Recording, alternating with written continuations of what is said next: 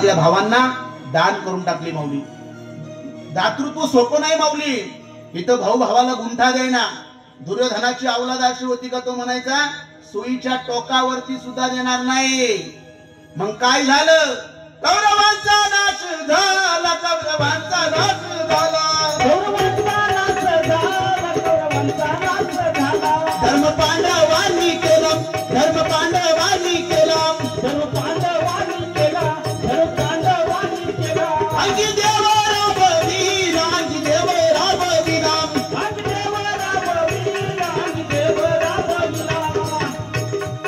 हो काय? अरे यत्र योगेश्वर कृष्ण.